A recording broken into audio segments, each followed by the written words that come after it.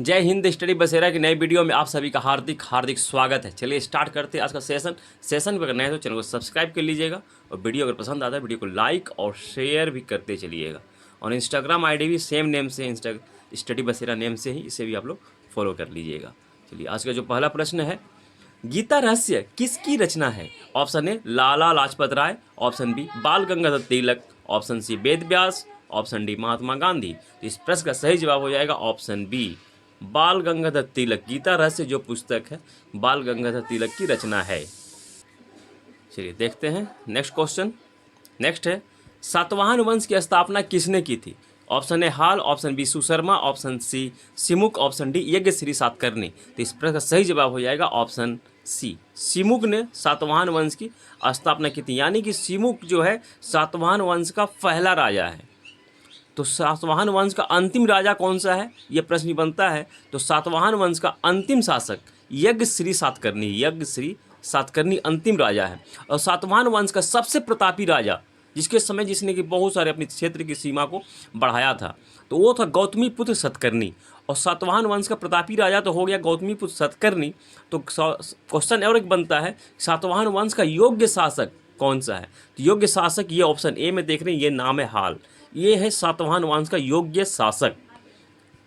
सातवाहन वंश को हम लोग आंध्र सातवाहन वंश भी कहते हैं, आंध्र सातवाहन भी कहते हैं। और सातवाहन वंश के समय इसकी राजधानी प्रतिष्ठान थी, याद रखिएगा प्रतिष्ठान थी। सातवाहन वंश की राजधानी प्रतिष्ठान थी।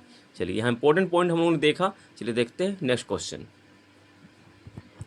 और एक पॉइंट इंपॉर्टेंट पॉइंट है, ब्राह्मणों को भूदान देने की शुरुआत सातवाहन शासकों ने ही की थी।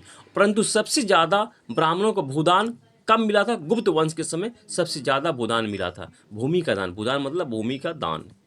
नेक्स्ट क्वेश्चन है, बौद्ध धर्म स्वीकार करने वाला पहला विदेशी शासक कौन था? क्योंकि भारत आया था और उसने बौद्ध धर्म स्वीकार किया था, कौन था? Option A Heliodorus, option B Menander, option C Demetrius हो यहाँ पे डिमिट्रियस, ऑप्शन डी मैक्यावली। तो इस प्रश्न का सही जवाब हो जाएगा ऑप्शन बी मिनांडर। मिनांडर यवन का शासक था, यवन का राजा था। वो भारत आक्रमण किया था और भारत में आकर नागसेन, किससे बौद्ध धर्म की दीक्षा ली थी? नागसेन बौद्ध भिक्षु थे, इसने मिनांडर ने बौद्ध धर्म की दीक्षा ली थी। तो पहला विदेशी शासक मिनांडर है जिसने कि बौद्ध धर्म को स्वीकार किया था। और नागसेन बौद्ध भिक्षु जो नागसेन थे, उनकी पुस्तक एक है मिलिंद पान्हो। मिलिंद, इसे मिनांडर को मिलिंद भी कहा जाता है, ये भी ध्यान रखिएगा। ऑप्शन में मिलिंद भी हो सकता है। तो नागसेन की पुस्तक है मिलिंद पान्हो। तो इस पुस्तक में नागसेन और मिनांडर के बीच की जो बातचीत हुई है, वार्तालाप हुई है, उसकी चर्चा इस पुस्तक में नागसेन जी ने की है अपनी पुस्तक में।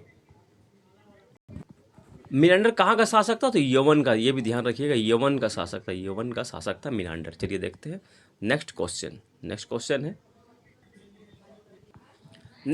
है, मनुस्मृति की रचना किस वंश के शासनकाल में की थी? ऑप्शन ए मौर्य वंश, ऑप्शन बी कन्नौ वंश, ऑप्शन सी शुंग वंश, ऑप्शन डी सातवाहन वंश। तो इस प्रश्न का सही जवाब हो जाएगा ऑप्शन सी शुंग वंश के शासनकाल के समय मनु ने मनुस्मृति की रचना की थी। और शुंग वंश के शासनकाल के समय ही पाणिनि ने अष्टाध्यायी की रचना की थी। और अष्टाध्यायी एक व्याकरण है, इसकी रचना पाणिनि ने की थी। और पतंजलि ने महाभाष्य की भी रचना इसी वंश के शासनकाल में की थी। और पुष्यमित्र जो था मौर्य वंश का सेनापति था।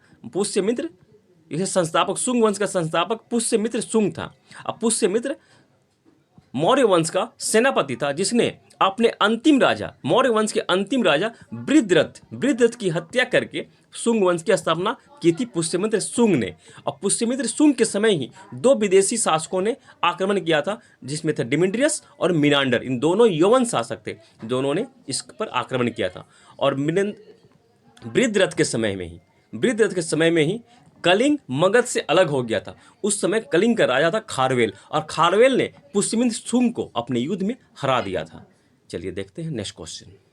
इंपॉर्टेंट पॉइंट हम लोग देखा यहाँ। चलिए देखते हैं नेक्स्ट क्वेश्चन है, भागवत धर्म की जानकारी किस अभिलेख से मिलती है? ऑप्शन ए गरुड़ध्वज अभिलेख, ऑप्शन बी रुमनदेई अभिलेख, ऑप्शन सी टोपरा अभिलेख, ऑप्शन डी रामपुरवा अभिलेख। तो इस प्रश्न का सही जवाब हो जाएगा ऑप्शन ए गरुड़ध्वज अभिलेख से भागवत धर्म की जानकारी मिलती है। तो भागवत धर्म स्वीकार करने वाला कौन था? यवन देश का राजदूत आया था हेलियोडोटस। हेलियोडोटस ने भागवत धर्म को स्वीकार किया था। और किसके समय में आया था यह? तो यह आया था शुंग वंश के समय में ही। शुंग वंश के समय में उस समय राजा था भागव्रत शासक, शुंग वंश का शासक था। भागव्रत के समय में हेलियोडोटस भारत आया था और इसने भागवत धर्म को स्वीकार किया था। और गरुड़ ध्वज का निर्माण भी हेलियोडोटस ने मध्य प्रदेश के विदिशा में किया था। विदिशा में किया था। इसी से गरुड़ ध्वज अभिलेख से ही भागवत धर्म की जानकारी हमें मिलती है। चलिए देख लीजिए, इंपॉर्टेंट पॉइंट हम लोगों ने देखा यहाँ। चलिए आज के लिए इतना ही, मिलते हैं फिर नए वीडियो में। तब तक के लिए जय हिंद, स्वस्थ रहे, मस्त रहे, धन्यवाद। ऐसे ही यूनिक प्रश्नों के लिए स्टडी बसेरा चैनल को लाइक, शेयर एंड सब्सक्राइब करें। जय हिंद।